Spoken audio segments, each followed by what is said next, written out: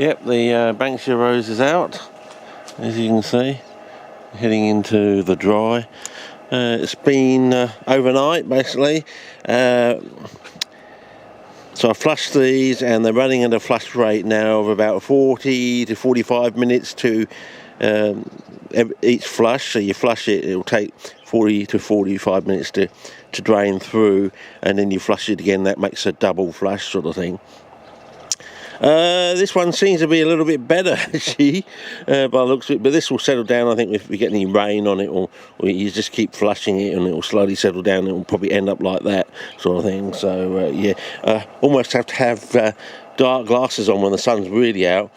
So yeah, I mean, Ant's going across it all right. He doesn't mind it, so it's all right. And yes, apparently it's definitely a salt that doesn't burn. That's the leaf off the tree. Salt that doesn't burn. So yeah, we yeah, we don't tell you bullshit down here. You know, when we say it's a salt that doesn't burn, it's a salt that doesn't burn. Just hopefully the white sock sour guys will put the universal indicator on their perlite and get a bit of a surprise, or you can put your universal indicator on your perlite and get a bit of a surprise. So yeah, the colour. Oh, here comes Lars. Should get my dark glasses out soon. The colour. It looks a bit like between icing sugar, clag glue and lard, you know, fat. It does have a bit of a waxy feel to it. And it looks a bit like, it could almost be like cold cream in a way. I wonder if you could actually use it on, because I remember the late August Schaaf, who died in late 2017. I was going to drop into him in 2018 after coming back from WA, but I found out with some research on the internet that he unfortunately died towards the end of 2017. Apparently, the gist I got from Google Street View and everything else is his wife had to go into an old folks home very quickly, sort of thing. So there's probably the mad scramble to get a deposit around. He probably had, I don't know if he had to sell his famous rock collection, but I kept my promise. He said I could put the rock collection up on YouTube after he's died, and he's died now, so I can do that. And I kept my promise. I didn't put it up. So those couple of clips, which I'll probably link in this thing. There's a part in this thing where I think his wife says that something talking about, or he's mentioned to me about polishing the water. He never explained what that was, but I think we've learned from the use of paraffin candle wax that the waxiness of the paraffin candle wax can pull copper out of the water and things like copper out of the water. So I'm just wondering with the waxiness of this, whether it acts a bit like Polish polish, and whether this can actually pull copper out of the water sort of thing. And that's part of the reason it works so well, because they say that CPs, they find it deadly to CPs, and in coastal situations you get this thing called coastal disease, because copper chloride is almost like turns into almost the solubility of a zinc salt, because zinc salts are usually up to 10 times more soluble than most other salts of the periodic table, or at least of the transition elements anyway, somewhere around there. It's not strictly true, but you get the idea that zinc salts are more soluble than most of the other salts around, and copper chloride is almost acting like it's a zinc salt sort of thing. It's almost got the solubility approaching that. That's why in coastal situations where there's a lot of your seawater and chloride around, the copper disappears and you get this thing called coastal disease or copper deficiency sort of thing. So how does that tie into? And it's another one of these inconsistencies, incongruencies sort of thing with CPs. They're not supposed to like copper. They exist in coastal regions where there's supposed to be low copper due to coastal copper disease, and yet the highest micronutrient found in peat and other peat-related humuses, according to all the books, is copper. And also things like potatoes which are also in the Solanaceae family, related to deadly nightshade and your famous tomato plants. They're the most naturally high copper vegetables, basically. So so basically, when you eat potatoes, because of the copper content, you might want to think about it may actually be pulling chloride out of your system. So whenever you have mashed potato, it might be the idea to put a pinch of salt on the side of your plate, and as you have your mashed potato, dip your mashed potato in a bit of salt to sort of counteract the salt pulling, or actually it's the chloride pulling ability of the copper in the potato and mashed potato out of your system. You want to replace that chloride, because what is the acid of the stomach? It's hydrochloric acid, of course. So where does the chloride for the hydrochloric acid comes from? Because it has to come naturally from salt. And if you've got something in your diet that's going to be naturally pulling the salt out of your diet, you want to put that back in, sort of thing. I mean, that's the sort of logic it runs on anyway. So anyway, so yeah, he used to had this thing, he said, polishing the water. So whether that was the idea, he would take the copper out of the water using a wax, basically, a wax or paraffin candle wax. Whether it's just waxy things in nature will pull these sort of things out. So this has a sort of waxy nature. Whether you could use it on your car or not, I don't know. But anyway, a bit of background history of things and things you might not have known, because it's like it's just all this intellectual property rights thing, which is definitely against the scientific method, or part of one of the tenets of the scientific, free and open communication.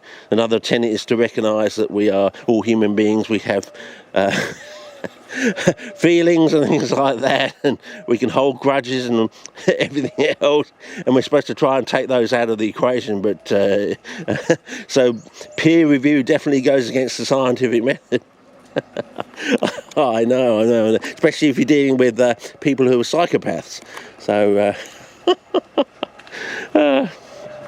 yeah, when they want to change your wording and things like that, and or they'll steal you send your paper in and they reject it, but they've taken the ideas from your paper and they sort of co-publish it with someone else or something without you knowing, and things like that. You find out years later or something, yeah.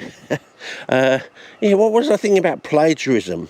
Yeah, intellectual property rights sort of thing. Isn't that a type of plagiarism?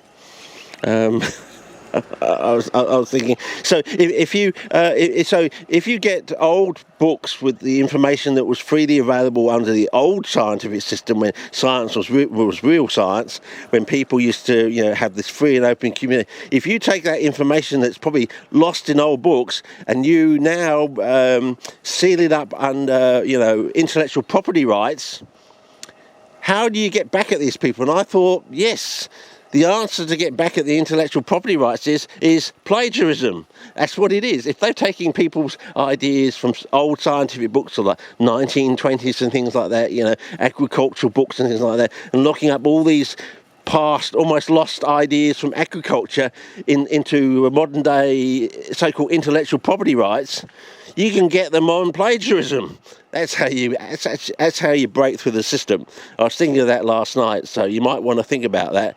That's the antidote or solution to these so-called intellectual property rights, which definitely go against the scientific method, of course, or the free and open communication tenet of the scientific method, along with peer review. Peer review. I think I heard the phrase peer review 2, maybe 3 times at university when I was there. That's how relevant and important it was when I was at uni. So yeah, it's all a load of bunkum. You've got to realise that it's this woke agenda that's been going on since probably the 60s, 70s, 80s, 90s, all the way through now. And of course, people are finally waking up. But it's a bit late, because all the people that need to get their just desserts are probably nearing death now or something like that, and they can't be held accountable. So we're left with the aftermath of all this stuff and having to fix everything up and get back to where we were and go beyond, get back to the moon sort of thing. Yeah, what happened? We were supposed to go to the moon. When I was going to grow up, books were supposed to be plentiful. Anyone could write a book. They'd be full of colour photographs and they'd be cheap. Now, you almost have to kill someone to be able to write a book. You have to. It's almost like having a patent on something. You must have to take hundreds of $1,000s out just to have a book published, sort of thing. And they're not full of colour photographs. They got fancy specky covers on them, but they're usually vacuous, sort of a lot light compendium sort of thing. I mean, definitely not what was envisioned when I was a child. But anyway, this is probably long enough on this. Next one I'll start planting some stuff in here, but I just thought I'd give you the background on this. The flow rate now on this is about 40 to 45 minutes per flush, and it's dripping almost like it's not quite 1 drip per second, but it's getting that way. It will once this settles down. I mean, this is much better than this one, and it's getting close to 1 drip per second. And so maybe that's the better way to do it. But the other thing is, this is running 200 cubic centimetres at the moment, so I reckon it's a little bit light on the bit there, and it's a little bit light here, so maybe 300 cubic centimetres, 1.5 parts basically, or you might just want to be safe and just put on 400 cubic centimetres basically, 400 cubic mils basically, because cubic centimetres in water is just basically a mil sort of thing. The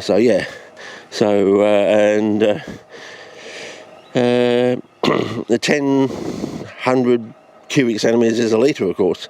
So I know it's funny ways of putting these things, but you got to get into this habit of making these things up and getting reproducibility, because you go from the what do you call it?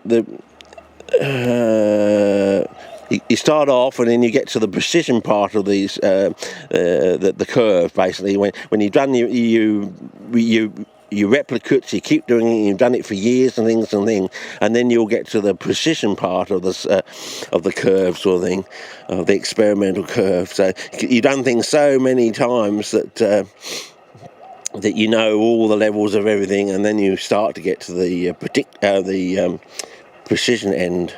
So anyway, that's when you can get unexpected things, like you're so used to something that something happens and it will just pop out because you're so used to what is the word? You go from this to precision, accuracy. You start off with the accurate thing, and you end up with the precision part of the curve, sort of thing. So anyway, and of course then you can become predictive, sort of thing, and things start sort of jumping out at you because hang on, that's never happened before. I know all this level, and that shouldn't I know exactly how much I should use, and how come I didn't use that the same. As I said, like something went wrong yesterday with this thing, and we noticed it after. Unfortunately, we noticed it after, but we noticed there's something. Hang on, it's not dripping right. Why isn't it dripping right? Oh, we buggered up the process, sort of thing, because we've done it so many times before. Because they've been this madness of 3 years in the past, sort of truncating what we were doing before.